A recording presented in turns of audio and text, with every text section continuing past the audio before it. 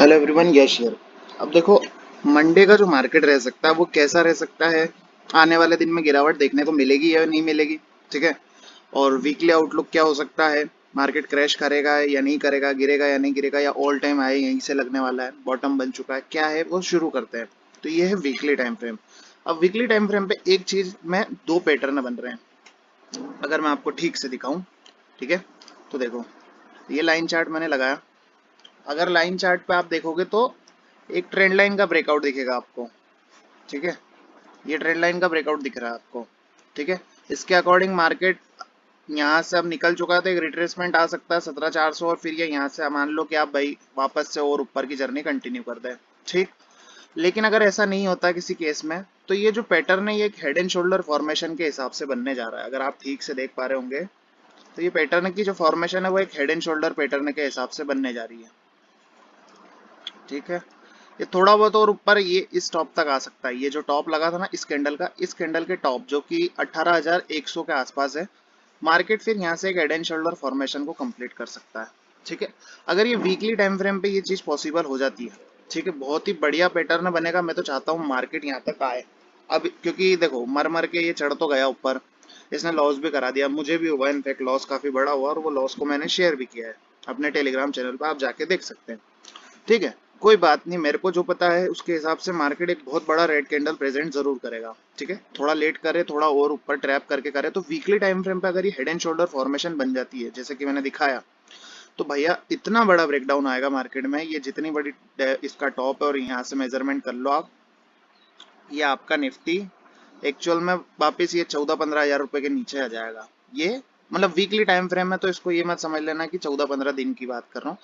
ये इवेंचुअली बड़ा डाउनफॉल आएगा मार्केट में, और बड़े क्रैश, बड़े पैनिक की तरफ मार्केट को ले आएगा, ठीक है। 14-15 हजार रुपए के लेवल तक वापस मार्केट आ सकता है according to weekly time frame, अगर ये चीज बनती है तो, ठीक है।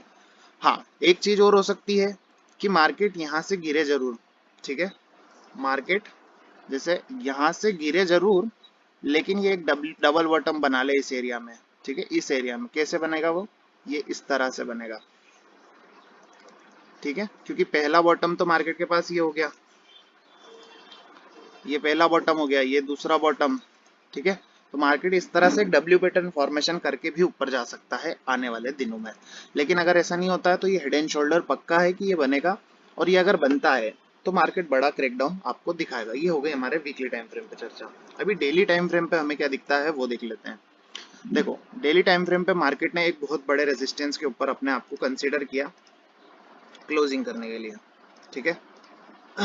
मार्केट यहाँ पे खुद को कंसीडर कर रहा है इस एरिया में खुद को रेजिस्टेंस पे क्लोज करना, ठीक है। एकदम मार्केट रेजिस्टेंस के आसपास क्लोज हुआ है, और ये रेजिस्टेंस काफी मैसिव है, ठीक है। मैसिव क्यों है अपने आप में, क्योंकि इस रेजिस्टेंस पे आप देखो यहाँ पे कितनी बार रेजिस्टेंस, यहाँ पे रेजिस्टेंस, यहाँ पे रेजिस्टेंस, ये पूरा सपोर्ट का एरिया बना, फिर रही रेजिस्टेंस सपोर्ट, फिर जब ये ब्रेकडाउन हुआ तो मार्केट ने जो लो लगाया वो 16,800 का लगाया। उसके बाद से यहाँ पे मार्केट में बाउंस आ गया, ठीक है। तो अकॉर्डिंग टू दिस, मार्केट यहाँ से थोड़ा और ऊपर ड्रिफ्ट करता है अगर इसी तरह से सीधा सीधा, तो जाने दो इसको, बिल्कुल आप बेफिक्र रहो। ये जैसे ही आपको एक आधी सिग्नल देगा, ये बड़े क्रैकडाउन का आपकी बार सिग्नल देगा। अगर ये की बार अगर मार्केट वापस 18,100 के आसपास आ जाता है किसी कारण से, बहुत बड़े क्रैकडाउन की तरफ मार्केट जा रहा है, क्योंकि इस तरह की जो सीधी चढ़ाई होती है, ये इसमें स्पेस है कि 18,100 18,030 तक आ जाए। फिर जब वहां से ब्रेकडाउन होगा तो वो ब्रेकडाउन काफी लंबा होगा, ये सभी लो एक बार में ही कट जाएंगे फिर जब भी मार्केट वहां से रिवर्सल देगा, क्योंकि ये बहुत शार्प रिवर्सल देगा। और ये यहाँ पे सिर्फ बुल ट्रैप चल रहा है, बुल ट्रैप, ठीक है। क्योंकि कभी भी मार्केट ये ऐसे सड़ी, मतलब सड़ी तेजी कभी नहीं करता। ये सड़ी तेजी तो कहूंगा मैं, क्योंकि यहाँ तक तो जेन्यून था भैया, डब्ल्यू पैटर्न के फॉर्मेशन तक तो बहुत जेन्यून था ये अपमूव। लेकिन 17,500 के बाद ही इसमें रिट्रेसमेंट आ जाना था, 17,800 900 आ गया, नहीं आ रहा है।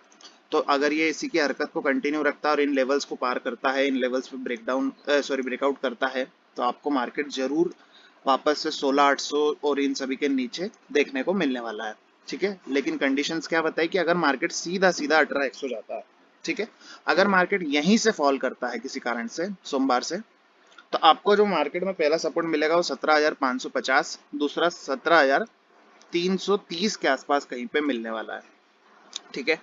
और अगर वो सिचुएशन थोड़ी पैनिक रही तो ये गैप भी आपको फील होती हुई दिखने वाली है, और फिर मार्केट वापस ऊपर जाने की कोशिश कर सकता है। बट अगर मार्केट यहाँ से सीधा सीधा और ऊपर जाता है और कंटिन्यू करता है तो फिर भाई साहब ये बहुत बड़े शार्प फॉल का कैंडिडेट है। अब बैंक निफ्टी की बात करें तो बैंक निफ्टी की जो हरकतें हैं वो भी सिमिलर हैं। ठीक है, बैंक निफ्टी तो इनफैक्ट इतने बड़े बड़े कैंडल प्रेजेंट कर रहा है जैसे कि भाई एफआईज ने मतलब कोई बहुत बड़ी खुशहाली वाली बात आ गई हो मार्केट में। बट ये सब एक बुल ट्रैप है। अगर आप देखोगे ये इतने बड़े स्ट्रॉन्ग जोन को अगर मार्केट एक बार में ऐसे क्रैक कर रहा है तो एक बार में जब भी मार्केट सीधा चढ़ता है बहुत बड़ा डाउनफॉल लेता है, बहुत ही बड़ा डाउनफॉल लेता है। ठीक है, ये इस तरह की जो तेजी होती है इसमें इस तरह के बड़े बड़े रेड कैंडल प्रेजेंट होते हैं मार्केट में। ठीक है, अब इसका वीकली टाइम फ्रेम में लगाऊं तो देखो वीकली टाइम फ्रेम पे इसने भी ब्रेकआउट दिया है। ठीक है, वीकली टाइम फ्रेम पे इसने भी ब्रेकआउट दिया, लेकिन ये जो बड़ा रेड कैंडल प्रेजेंट है तो इसके आसपास तक ये आने की या इसके हाफ तक आने की और कोशिश है, मोर देन हाफ तक आने की कोशिश कर सकता है, जो कि 42,600 से 800 तक आपको बैंक निफ्टी और चढ़ता हुआ दिख सकता है। तो जब ये और चढ़ जाए तब आप इसे शॉर्ट मारे। और देखो बैंक निफ्टी क्या है, एक ऐसा इंडेक्स है कि जब भागता है और गिरता है तो इसके सिर पैर नहीं होते। तो ये अगर इस तरह से यहाँ पे चढ़ा, ये यहाँ पे इसकी नेक लाइन बनी, अगर ये यहाँ तक और वापस आ जाता है या इसका थोड़ा नीचे मान लो या 43,300 मान लो या मान लो कि भैया 43,000 ही मान लो, तो भी ये डबल टॉप ही कंसिडर किया जाएगा और इसमें भी बड़ा ब्रेकडाउन आपको देखने को मिलेगा अगर ये और ऊपर इसी तरह से यहाँ से और सीधे चढ़ता है तो मैक्स टू मैक्स लास्ट 43,000 42,800 यही लेवल्स रहेंगे। जाता है जाने दो और तेजी करता है करने दो, अपना टाइम आने का वेट करो, क्योंकि अपना जब टाइम आएगा तो वो एक हफ्ते में ही आपने जो खोया है वो तो देगा ही देगा, बाद में आपको जो कमाना था वो भी आप कमाओगे। लेकिन यहाँ पे कॉल बाय करके अगर आप गलती करते हो तो आप जिस दिन खरीदोगे उसी दिन मार्केट गिरेगा और आपको निकलने का मौका कभी नहीं देगा। आपका पैसा जो भी है वो जीरो जरूर करके देगा आपको। ठीक है, तो समझदारी इसी में है, अपने टाइम का वेट करो, क्योंकि ये जो मार्केट है ये बिल्कुल एक बहुत बड़े रेजिस्टेंस के आसपास अपने आप को क्लोज कर चुका है, तो जहाँ की इसको करना नहीं था। ठीक है, ये जो एक एरिया था ये बहुत ही मैसिव एरिया था, इतना देने का इसमें क्षमता नहीं थी, बट ये इवेंचुअली दे गया, क्योंकि यहाँ पे भी जब इसने फर्स्ट टाइम इस एरिया को ब्रेकआउट किया था इस जगह पे तो ये एक बहुत ही फेक ब्रेकआउट निकला था और उसके बाद मार्केट सीधा गिर गई थी, 5 दिन कंटिन्यू गिरी थी। ठीक है, इन 5 दिनों में मार्केट ने जो फॉल किया था वो लगभग था 2500 पॉइंट। ठीक है, तो ये जो 10 दिन में चढ़ा है वो 5 दिन में घट भी सकता है। ठीक है, तो 2500 पॉइंट का फॉल दे दिया था मार्केट ने सिर्फ एक फेक ब्रेकआउट के चलते। तो अगर ये फेक ब्रेकआउट है और इसके ऊपर थोड़ी और मार्केट सस्टेन खुद को कर लेती है तो आप चिंता मत करो, ये एक बड़े बड़े रेड कैंडल्स का मार्केट आने वाला है, क्योंकि बुल ट्रैप जरूर होगा यहाँ पे, क्योंकि सीधी चढ़ाई मार्केट कर नहीं सकता है। ठीक है, तो मंडे का जो आउटलुक है वो यही है कि भैया अगर गैप अप खुलता है और गैप अप खुलने के बाद भी और ऊपर कंटिन्यू जाता है, आपको सी नहीं लेना है।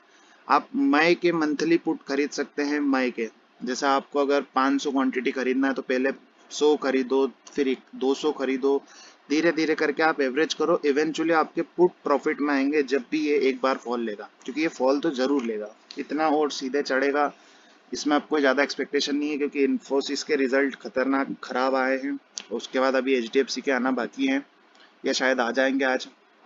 तो ओवरऑल मार्केट डाउन ट्रेंड में है, overall trend is down trend. ठीक है, overall trend is down trend. तो इस पूरे डाउन ट्रेंड में ये जो चुन्नू मुन्नू से बाउंसेस आते हैं, अगर सीधे आते हैं तो ये गिरने के लिए ही आते हैं। ये मतलब आप समझो कि आपको एक अपॉर्चुनिटी मिल रही है, क्योंकि अगर आपको इंडिया विक्स दिखाऊं मैं तो इंडिया विक्स अगर आप देख पा रहे हो तो इंडिया विक्स 12 के नीचे है।